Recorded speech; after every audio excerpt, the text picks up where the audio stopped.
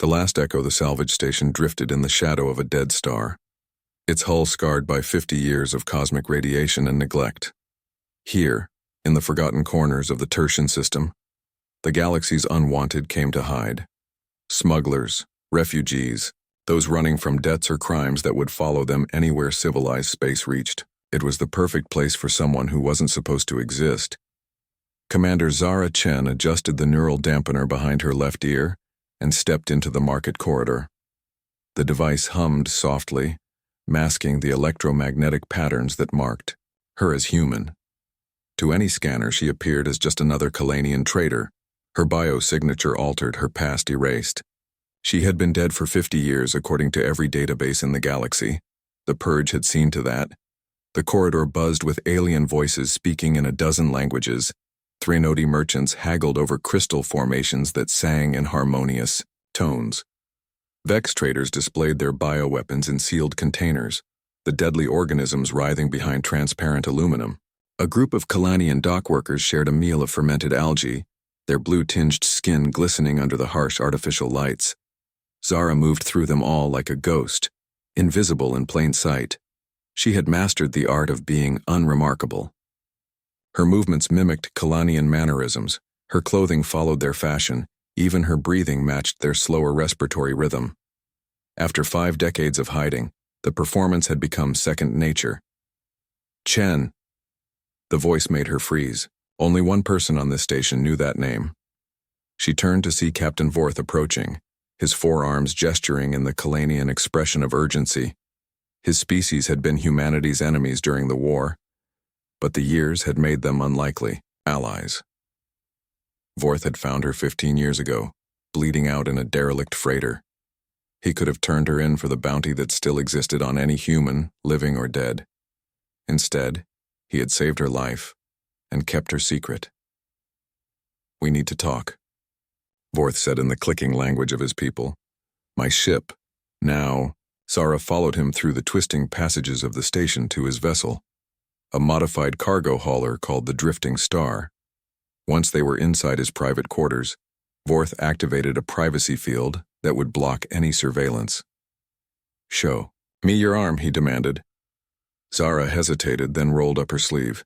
The mark was there, glowing faintly beneath her skin, a pattern of light that pulsed in rhythm with her heartbeat. It had appeared 3 days ago, and she had no idea what it meant. Vorth's compound eyes widened. "By the sacred void," he whispered. "It's true." "What's true?" "Vorth, you're scaring me." The Kalanian activated his holo display, showing a newsfeed from the core worlds. The headline made Zara's blood freeze. "Ancient human technology detected across 17 systems. Dominion forces mobilize." The reporter, a sleek Dominion official with silver skin and emotionless black eyes, spoke in measured tones. "Hi. Executor Thane has authorized the activation of Protocol 7, following the detection of what appears to be dormant human technology. Citizens are reminded that the Purge was completed 50 years ago, and any claims of human survival are considered seditious.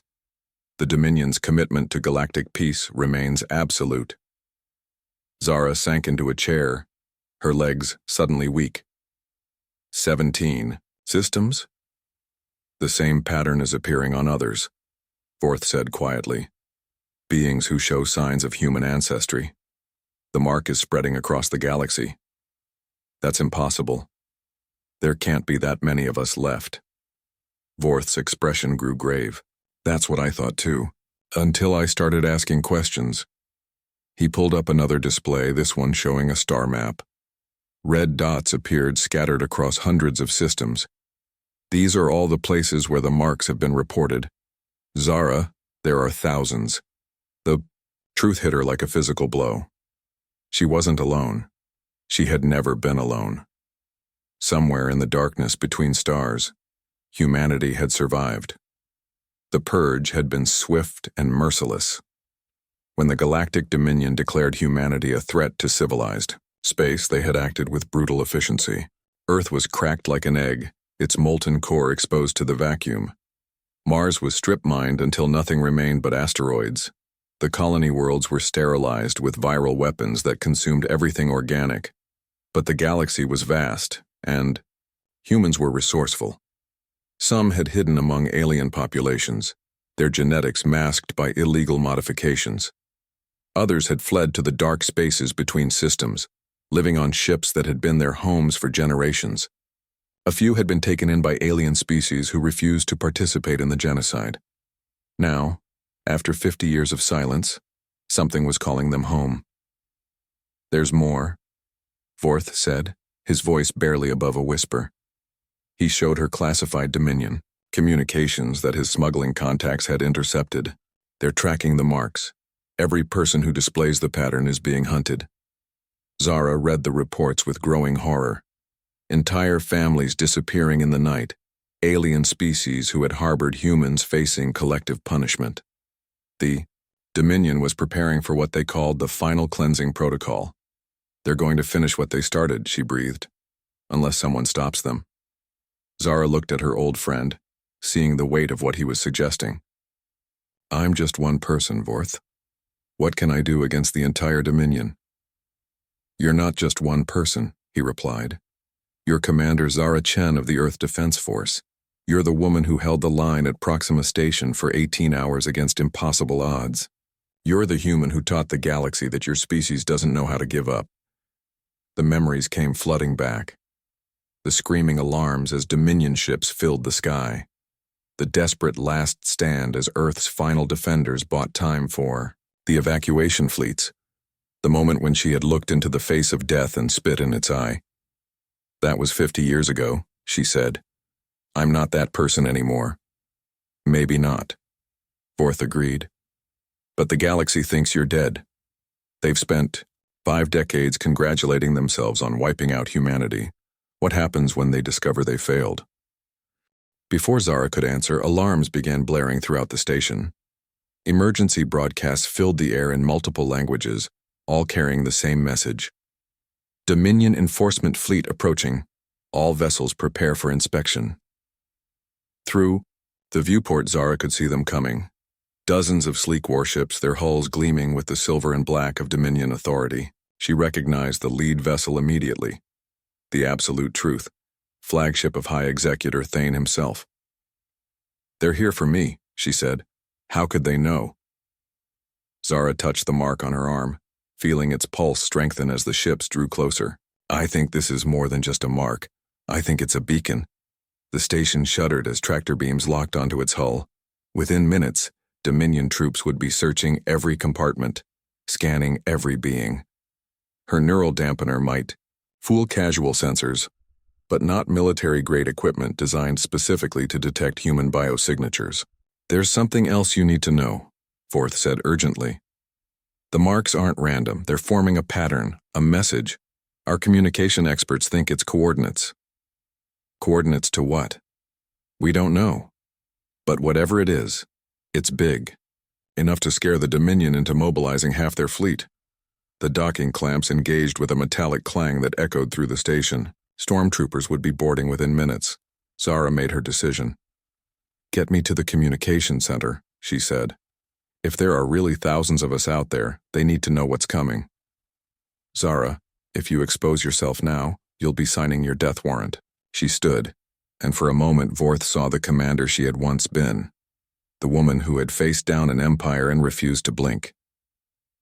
"I've been dead for 50 years, she said. "Maybe it's time to come back to life." They moved through the station's service tunnels, avoiding the main corridors where Dominion troops were already conducting their searches. Zara could hear them moving with mechanical precision, their scanners sweeping every space. Behind them came the interrogation teams, extracting information from anyone who showed the slightest sign of unusual activity. The communication center was a cramped space filled with jury-rigged equipment from a dozen different civilizations. The operator, a nervous Vex named Scrix, jumped when they entered. "You can't be here," Scrix chittered. "The Dominion has blocked all transmissions. They're monitoring everything." "I need to send a message on the old human emergency frequencies," Zara said. Scrix's compound eyes bulged. "Human frequencies? Those channels have been dead for 50 years. Besides, using them would be a death sentence." "Then it's a good thing I'm already dead," Zara replied. moving to the console. Her fingers moved over the controls with practiced ease, muscle memory guiding her to frequencies she hadn't used in decades. The equipment came alive under her touch, broadcasting on channels that had carried humanity's last desperate messages during the purge. If there were really other survivors out there, if they still monitored these frequencies, they would hear her. "This is Commander Zara Chen of the Earth Defense Force," she spoke into the microphone, her voice carrying across the galaxy. "To any human receiving this transmission, know that you are not alone. The Dominion has discovered our survival and is mobilizing for final extermination. The marks you bear are not a curse, they are a calling. Find the coordinates they reveal. Find the place where humanity makes its stand." She paused, thinking of all the humans who had died believing they were the last of their kind, all the children who had grown up in hiding, never knowing they belonged to something greater than themselves. "We are the children of Earth," she continued. "We are the species that looked at an impossible universe and said, 'Watch us.'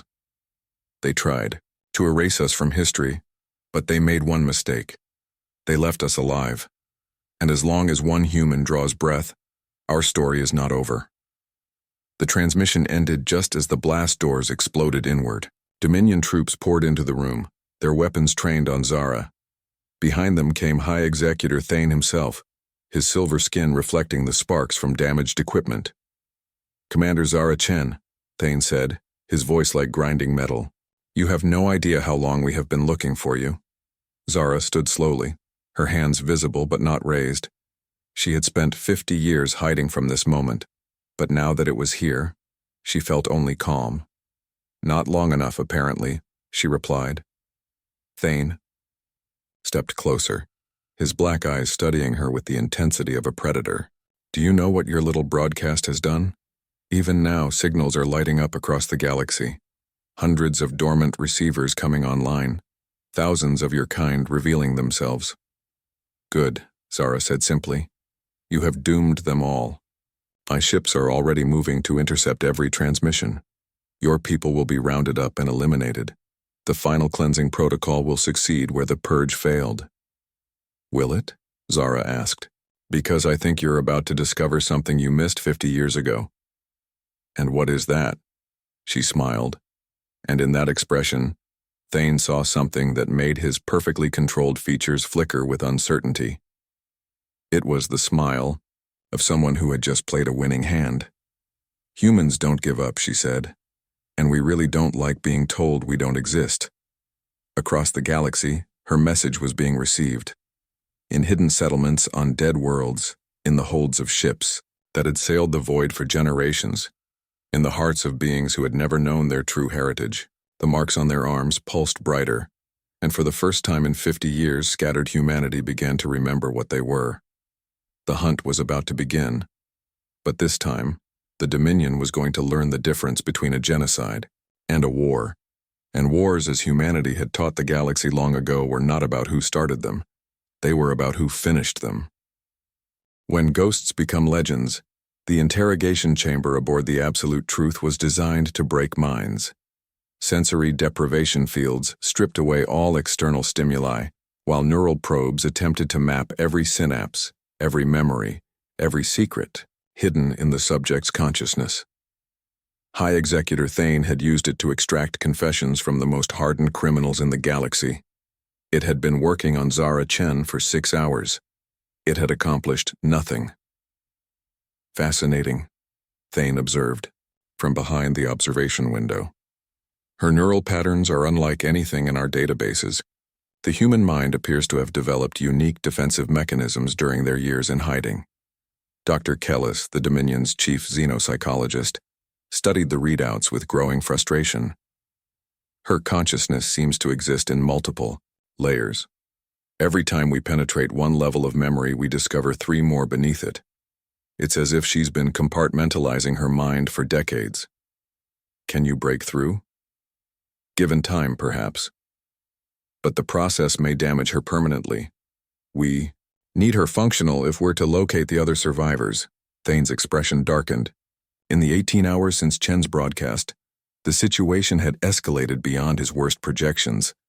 Human signals were appearing throughout the galaxy at an exponential rate, not hundreds as he had initially estimated, but thousands, tens of thousands. How many? He asked his aide. Current estimates place the number at over 40,000 confirmed signals, with more appearing every hour, the aide reported. Our fleet commanders are requesting additional resources. The operation is exceeding all planned parameters. 40,000. The number staggered Thane. The purge had been absolute, or so they had believed. Every human world sterilized, every ship destroyed, every refuge eliminated. How had so many survived undetected for 50 years? Sir, his communications officer interrupted. We're receiving priority transmissions from the core worlds. The Galactic Assembly is demanding answers. Thane closed his eyes. The Assembly represented over 300 alien species, many of whom had supported the purge based on Dominion assurances that humanity posed an existential threat. If they discovered that the Dominion had been systematically hunting survivors for decades, "Patch me through to the assembly chamber," he ordered. The holographic display materialized, showing the vast amphitheater where representatives of the galaxy's civilizations gathered. Speaker Voss, an ancient ethereal whose translucent form had witnessed the rise and fall of dozens of species, floated at the center of the chamber. High Executor Thane, Voss spoke, their voice carrying the weight of millennia. The Assembly demands an explanation. Our sensors are detecting massive military movements throughout Dominion space. Are we at war? Honored Speaker, Thane replied, choosing his words carefully. We are conducting a routine security operation to investigate reports of technological anomalies in former human territories. A ripple of discord passed through the Assembly. Representative Korth of the Velton Consortium stood, his crystalline form refracting the chamber's lights. Routine security operations do not require 70% of the Dominion fleet, Korth declared. Our intelligence networks report that you are hunting for human survivors. Is this true? The chamber fell silent. For 50 years, the galaxy had lived with the comfortable fiction that humanity was extinct. The purge had been presented as a regrettable necessity, a surgical removal of a species too dangerous to coexist with civilized society. If humans had survived, if they had been hiding among the very species that had condemned them. The purge was completed as reported, Thane said, but his voice lacked its usual conviction. We are investigating unauthorized use of human technology by scavenger operations. Then you will not object to independent verification, Speaker, Voss declared. The Assembly will dispatch monitoring teams to observe your operations. Before Thane could respond, alarms began blaring throughout his flagship. His tactical officer's voice crackled over the comm system. Sir, we have multiple hyperspace signatures dropping out of jump across the system. Unknown vessels, configuration unidentified. Thane terminated the connection to the Assembly and rushed to the bridge. The tactical display showed chaos. Dozens of ships were materializing throughout the Tertian system, their signatures unlike anything in Dominion records. They were crude, cobbled together from parts spanning multiple civilizations, but they moved with purpose and coordination. Sir, we're receiving a transmission, the communications officer reported. It's on the same frequency the human used. Put it through.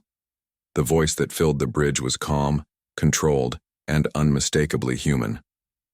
This is Captain Maya Santos of the vessel Remembrance. We have come for our people. Captain Vorth watched, from the bridge of the drifting star, as the impossible unfolded before him. The arriving ships bore no resemblance to the sleek vessels of the old human fleet. These were survivors' ships, built in the darkness between stars with whatever materials could be found or stolen, but they flew in formation with the precision of a military fleet, and their weapons, while improvised, were clearly functional. How many of them are there? He asked his sensor operator. At least 60 ships in the initial wave, with more arriving every few minutes. Captain, I'm detecting similar fleets moving toward other systems where humans have been detected. Forth felt a chill run through his four-chambered heart. The galaxy had spent 50 years believing it had successfully committed genocide. Instead, it had scattered humanity to the winds, forcing them to adapt, to survive, to become something new. And now they were coming back. Aboard the Absolute Truth, Thane faced a tactical nightmare. His fleet was powerful, but it was designed to hunt scattered refugees, not fight a coordinated enemy. The human ships were smaller and faster, using hit and run, tactics that his commanders had never encountered. "They're not trying to engage us directly," his tactical officer reported. "They're rescuing the marked humans from the civilian ships and stations, then jumping away before we can intercept." "How are they coordinating?" Thane demanded. "We've jammed all communication frequencies." "Unknown, sir. They seem to be operating on a level we can't detect or disrupt." Dr. Kellis appeared at Thane's side, her expression troubled. "Sir, I may have an answer. The neural patterns we've observed in the Chen subject suggest that humans have developed a form of quantum entanglement. At the consciousness level, they may be sharing information through mechanisms we don't understand." The implications were staggering. If humans could communicate through quantum consciousness, they could coordinate across any distance instantaneously. Every human in the galaxy could potentially be part of a single vast network of minds. "Sir," the communications officer called out, "we're receiving another transmission from the human fleet. This time it's directed at the open frequencies used by civilian populations. Let me hear it." A different voice this time, older, carrying the weight of authority and pain. "People of the galaxy, this is Admiral Elena Vasquez, commanding the combined human fleet. For 50 years you have been told that we were extinct. This was a lie. We have survived in the spaces between your worlds, in the shadows of your civilizations, among your own populations." The transmission was being picked up by every receiver in the system. Civilian ships, orbital platforms, even personal communicators were carrying the Admiral's words to billions of beings across dozens of species. "You were told we were dangerous," the Admiral continued. "You were told we were a threat to galactic peace. But in 50 years of hiding, among you, how many of you have we harmed? How many of your children have we threatened? How many of your worlds have we attacked?" Thane felt the narrative slipping away from him. The Admiral was speaking directly to the civilian populations, bypassing government censors and official channels. "We are not the monsters you were told we were," Admiral Vasquez continued. "We are the beings who saved your evacuation fleets when pirates attacked. We are the doctors who treated your children in remote colonies where no one else would go. We are the engineers who kept your ships running in the dark between stars. We have been your neighbors, your friends, your allies, and some of you have been ours." The bridge fell silent as the implications sank in. For 50 years, humans had been integrated into galactic society. They had formed relationships, built trust, earned respect. The Dominion's propaganda painted them as savage monsters, but the reality was far more complex. "The Dominion tells you that they are protecting you from us," the Admiral said. "But who is protecting the children they hunt? Who is protecting the families they tear apart? Who is protecting the alien species that face punishment for showing us mercy?" Captain Vorth received a private communication on his personal channel. The face that appeared on his screen was weathered but kind, with eyes that held both sadness and determination. "Hello, old friend," Admiral Vasquez said. "Thank you for keeping her safe all these years." "Elena?" Vorth's voice cracked with emotion. "But you died at the siege of Kepler Station. I saw the reports." "I died as far as the galaxy was concerned," she replied. "But some of us had to survive to lead the others home. Maya is my daughter, Vorth. Did you know that? Commander Chen helped deliver her when she was born during the evacuation of Earth. We've all been connected this whole time, waiting for the moment when it would be safe to reveal ourselves. And now? Now the Dominion has forced our hand. They think they're conducting a final cleansing. Instead, they've triggered a reunion 50 years in the making." On the Absolute Truth, Thane watched his carefully constructed operation crumble. The human fleet was extracting marked individuals from across the system with surgical precision. Every attempt to intercept them failed as they used tactics and technologies his forces had never encountered.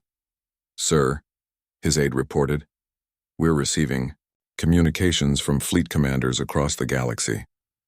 Similar operations are underway in every system where human signals have been detected.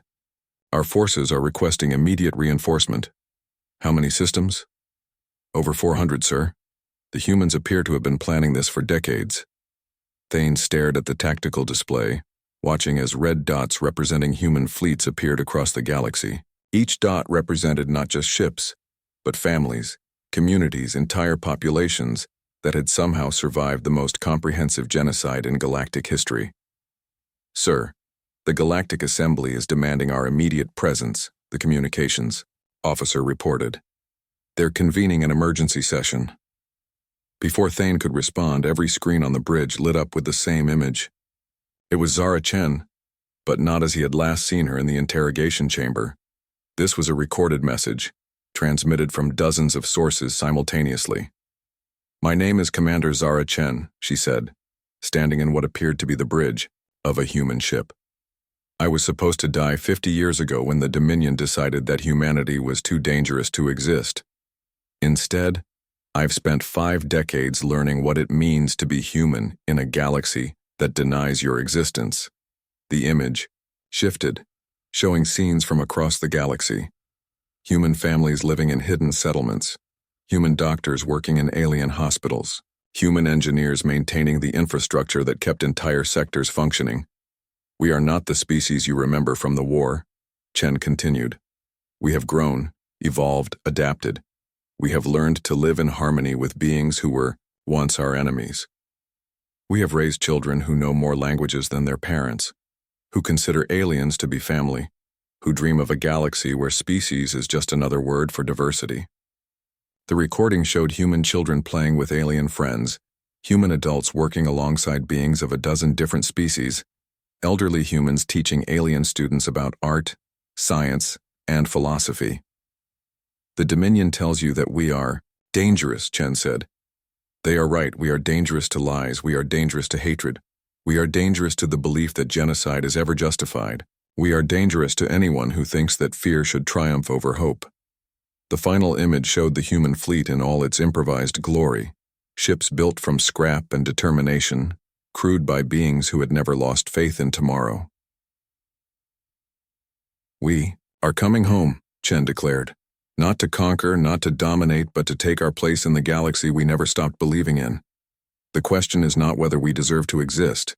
The question is whether you deserve to live in a galaxy that could produce something as beautiful as the diversity you see around you every day." The transmission ended, leaving the bridge in absolute silence. Thane looked around at his crew and saw something he had never seen before in Dominion personnel. Doubt. "Sir," his tactical officer said quietly, "I have a confession to make. My daughter's tutor for the past 3 years. I think she might have been human. She never said anything, but now that I think about it, the signs were there. And she was the kindest person I've ever known." Other voices joined in. The medical officer who had been saved by a mysterious doctor during a transport accident. The communications specialist whose best friend from the academy had always seemed slightly different. The cultural attaché who had learned about human art from someone who understood it with impossible intimacy.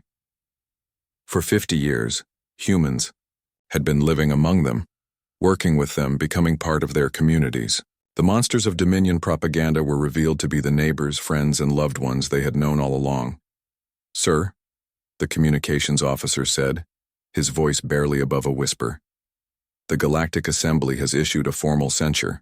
They're demanding the immediate cessation of all military operations and the establishment of a Truth and Reconciliation Commission." Thane closed his eyes. In trying to complete the genocide they had started 50 years ago, the Dominion had instead revealed the greatest lie in galactic history. Humanity had never been the monsters they were portrayed as. They had been the victims of fear, prejudice, and political manipulation. And now, as human fleets gathered in systems across the galaxy, as human voices spoke truth to power, as human faces showed the lie behind 5 decades of propaganda, the galaxy was about to learn what humanity had always known. Sometimes the best way to prove you deserve to exist is to keep existing no matter what the universe throws at you. The war was over. The real work of peace was about to begin, and for the first time in 50 years, humanity was going to be part of the conversation.